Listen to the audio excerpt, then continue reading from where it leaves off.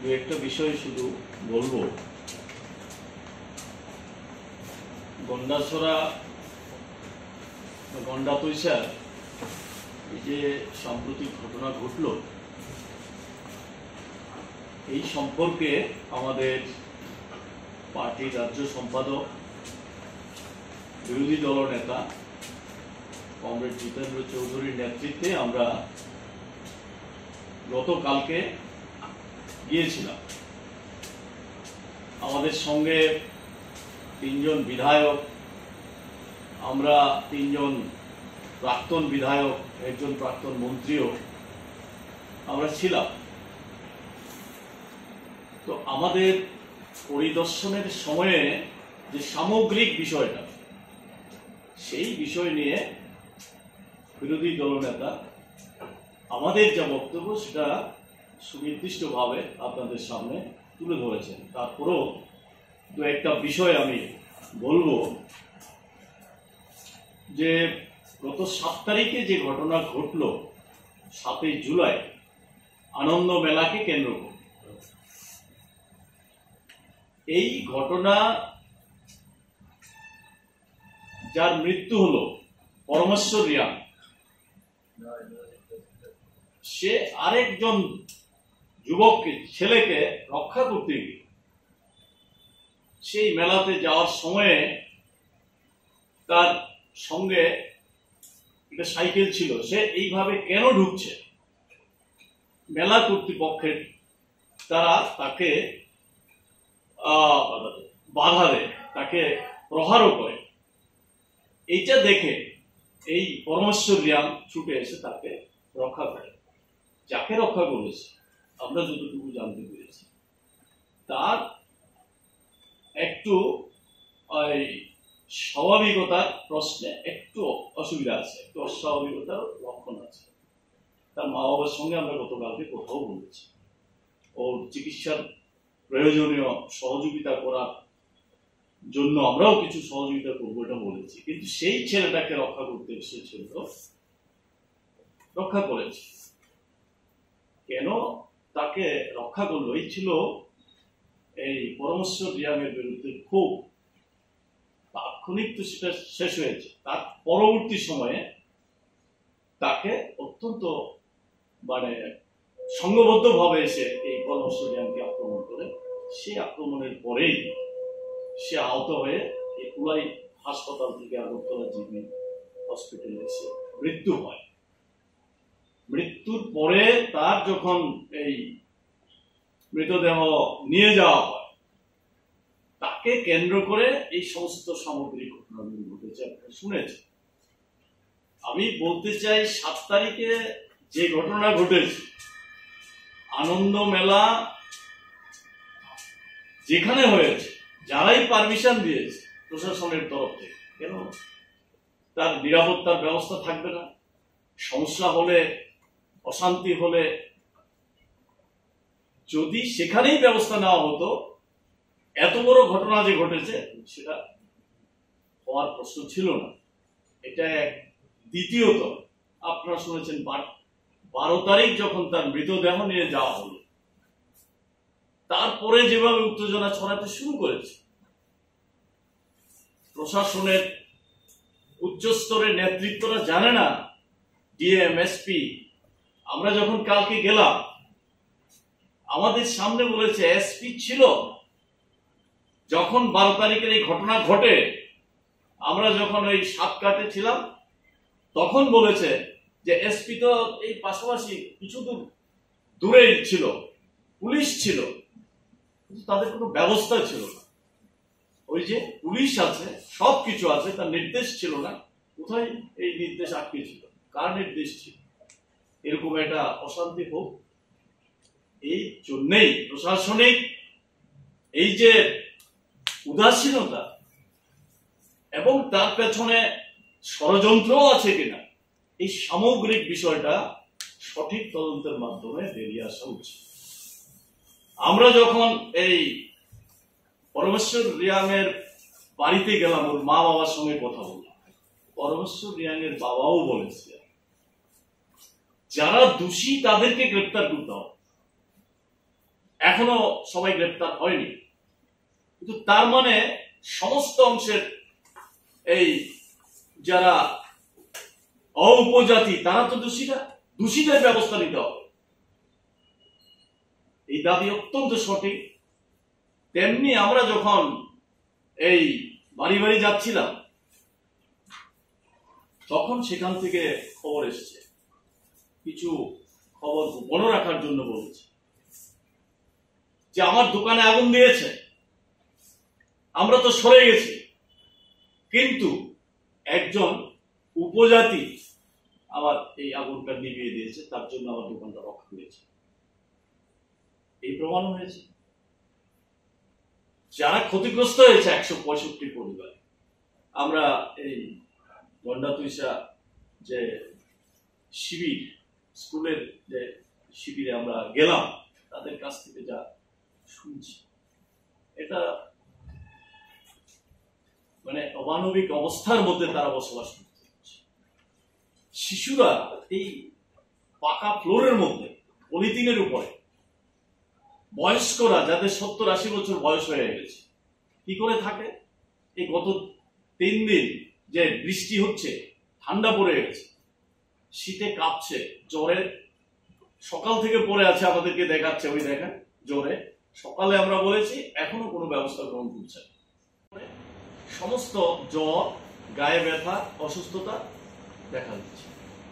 এত দণ্ডদশা যে সরকারে তাদেরকে বিছানার জন্য একটা কম্বল দিতে পারে না, গায়ে দেওয়ার জন্য একটা চাদর দিতে পারে না।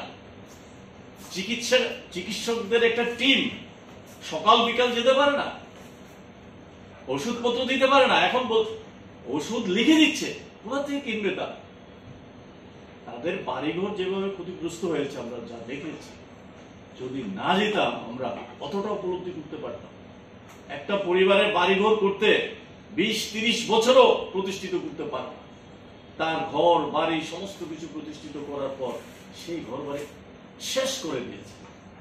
গাড়ি নিয়ে এসেছে, গাড়ি দাঁড় করিয়ে সমস্ত জিনিস গাড়িতে তুলেছে, যা যা নেওয়ার মতো সব নিয়ে তারপরে ঘরে আগুন দিয়ে দিয়েছে। ঘরের আলমিরা ভেঙেছে, শোকেস ভেঙেছে, সেখান থেকে মূল্যবান সম্পদ বের করে নিয়ে তারপরে আগুন লাগিয়ে দিয়েছে।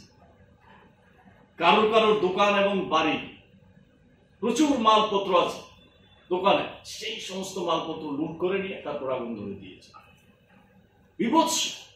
একটা পরিবারের 10টা গরু এক ঘরে মারা গেছে। গরু, ছাগল, হাঁস, মোরগ, যা আছে, এই বিভৎসতা দেখে এসেছে। আর এরা এই কাতরাচ্ছে এই শিবিরের মধ্যে। এই অবস্থা, দ্রুত ব্যবস্থা নেওয়ার জন্য আমাদের 7 দফা যে সুপারিশ দাবি আমরা করছি, সেটাকে যাতে কার্যকরী করা হয়।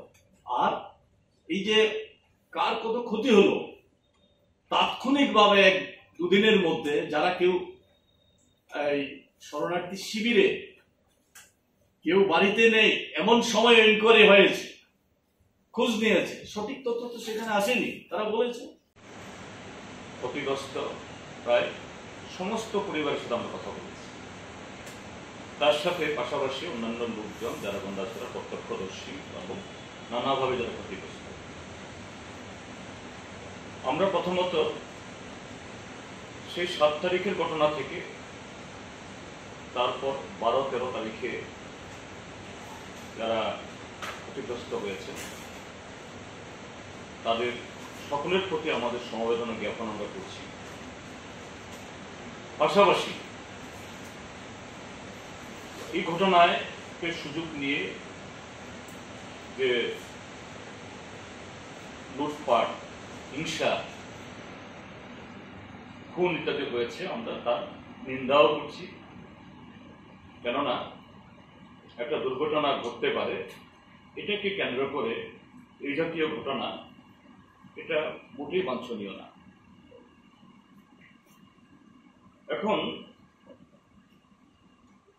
এই ঘটনাগুলি কেন হলো বা তার প্রতিকার আমরা কি চাই, এটা বলার আগে আমরা কি দেখেছি আমি একটু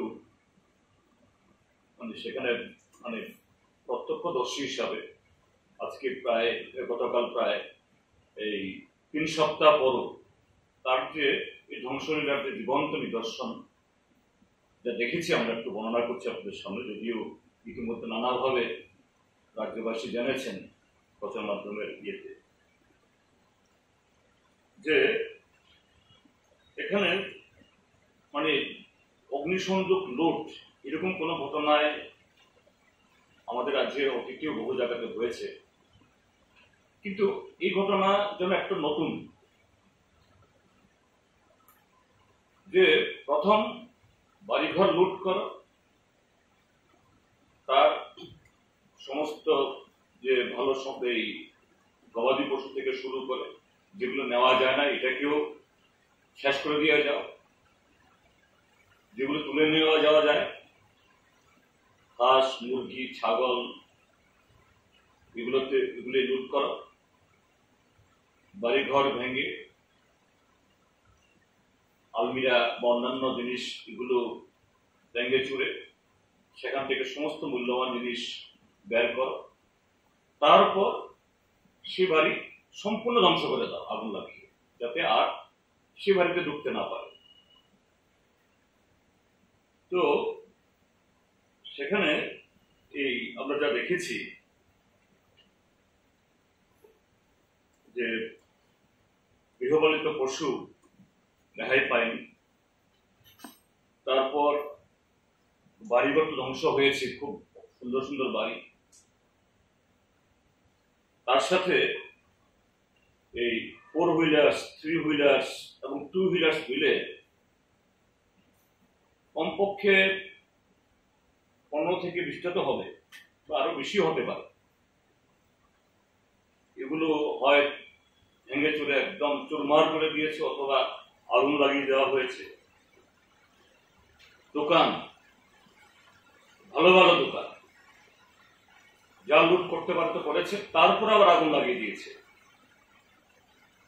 তো এই হলো যে ধ্বংসের যে কি চিনার অর্থাৎ শুধু একটা প্রতিহিংসা মেটানোর জন্য একটা আগুন লাগিয়ে দিলাম, একটা ভেঙে দিলাম তা না, যে সম্পূর্ণ তার ভোগ যাতে মাটিতে মিশিয়ে দেওয়া যায়, এই জাতীয় প্রচেষ্টা। আমরা এগুলো দেখার পর আমরা গেলাম এই রিলিফ ক্যাম্পে, গন্ডা তুইসার হাসান স্কুলে যা দেখেছি এবং যা বর্ণনা শুনেছি, প্রথমত হলো যারা সেখানে এসছেন প্রায় 150 পরিবার, তারা বলেছেন এরকম 165 পরিবার বলে, 65 পরিবার প্রায় 400-র উপরে হবে, তারা কিছুই আনতে পারেনি, কারণ তাদের বাড়ি ঘর সব পুড়িয়ে দেওয়া হয়েছে, একটা শুধু যে কাপড় পরেছেন এগুলো নিয়ে তারা এসছে। এখন বৃষ্টি বাদলের দিন, শিশু আছে, বৃদ্ধ আছে, বৃদ্ধা আছেন, তাদেরকে কোথাও অস্থায়ীভাবে রাখতে গেলেও একটু কাপড় চোপড় দিতে হয়। প্রশাসনের তরফ থেকে কিছু পলিথিন আর পাতলা কিছু দেওয়া হয়েছে। তো এই অবস্থায় কি করে সেই পরিবারগুলো বাঁচে? তো স্বাভাবিকভাবে শিশুরা, বয়স্করা এরা অসুস্থ হয়ে পড়ছে, দুবেলা কোন রকম খাবার মিলছে এটা ঠিক, কিন্তু তাদেরকে দেখে এবং তাদের কথা শুনে যেটা মনে হয়েছে শুধু দুবেলা খাওয়ানোটাই যথেষ্ট না, শিশু এবং বয়স্কা রুগ্ন এদের জন্য একটু বিশেষ খাওয়ার ব্যবস্থা করা দরকার, যতদিন না তারা সম্পূর্ণ যে তাদের জন্য নিরাপত্তা ব্যবস্থা এবং থাকার মতো উপযুক্ত এই পরিবেশ তৈরি করে তাদের ফেরত না পাঠানো যায়, এটা করা উচিত। তারপর একসাথে 4 শতাধিক লোক আছে, এখন পানীয় জল যে বাহিত রোগের প্রাদুর্ভাব হয় স্বাভাবিকভাবেই, এরকম কোথাও একসাথে বেশি দিন থাকলে একটা ফিল্টার নিয়ে ত্রিপুরা সরকার যারা সুশাসনের কথা বলছে একটা ফিল্টার ব্যবস্থা করতে পারেনি। তারপর স্কুলের অতিরিক্ত যে স্কুলে টয়লেট আছে ঠিক আছে, কিন্তু এতগুলো লোকের জন্য তো যথেষ্ট না, যেমন জল দরকার তার সাথে এক্সট্রা স্যানিটেশন ব্যবস্থা দরকার, এটা করা হয়নি। তারপর মশারি দরকার। একটা মশারি দেওয়া হয়নি, কিছু এনজিও বোধহয় কিছু মশারি দিয়েছেন, দেওয়া হয়নি, বলছে মশার কামড়ে ম্যালেরিয়া হওয়ার উপক্রম। তারপর এরকম কোথাও ক্যাম্প হলে পরে, যদিও হাসপাতালটা খুব বেশি দূরে না, তারপরও প্রাথমিকভাবে প্রত্যেক দিনেই তো এই পেটের রোগ হচ্ছে, অন্যান্য হচ্ছে, একটা মেডিকেল ক্যাম্প থাকা দরকার। এবং তারা অভিযোগ করছে, একজন মহিলা দেখছি আমরা একদম জ্বরে কাঁপছে, বলছে সকাল থেকে বলা হয়েছে তাকে ওষুধ দেওয়ার জন্য বা ব্যবস্থা করার জন্য প্রশাসনের যারা কর্তা ব্যক্তিরা আছেন বা দায়িত্বপ্রাপ্তরা আছেন, কেউ কর্ণপাত তারা সেখানে করেন। তো এই হলো একটা কি বলে খুবই প্যাথেটিক একটা চিত্র এই ক্যাম্পটা। এইভাবে ক্যাম্প চলতে পারে না। সরকারের তরফ থেকে, প্রশাসনের তরফ থেকে এগুলি নজর দেওয়া দরকার। যা দেখেছি এবং যা বর্ণনা শুনেছি, প্রথমত হলো যারা সেখানে এসছেন প্রায় 150 পরিবার, তারা বলেছেন এরকম 165 পরিবার বলে, 65 পরিবার, প্রায় 400-র উপরে হবে। তাদের কিছুই আনতে পারেনি, কারণ তাদের বাড়ি ঘর সব পুড়িয়ে দেওয়া হয়েছে। একটা শুধু যে কাপড় পরেছেন এগুলো নিয়ে তারা এসছে। এখন বৃষ্টি বাদলের কি শিশু আছে, বৃদ্ধ আছে, বৃদ্ধা আছেন, তাদেরকে কোথাও অস্থায়ীভাবে রাখতে গেলেও একটু কাপড় চোপড় দিতে হয়। প্রশাসনের তরফ থেকে কিছু পলিথিন আর পাতলা কিছু ইয়ে দেওয়া হয়েছে। তো এই অবস্থায় কি করে সেই পরিবারগুলো বাঁচে? তো স্বাভাবিকভাবে শিশুরা, বয়স্করা এরা অসুস্থ হয়ে পড়ছে। দুবেলা কোন রকম খাবার মিলছে, এটা ঠিক, কিন্তু তাদেরকে দেখে এবং তাদের কথা শুনে যেটা মনে হয়েছে, শুধু দুবেলা খাওয়ানোটাই যথেষ্ট না। শিশু এবং বয়স্কা, রুগ্ন, এদের জন্য একটু বিশেষ খাওয়ার ব্যবস্থা করা দরকার। যতদিন না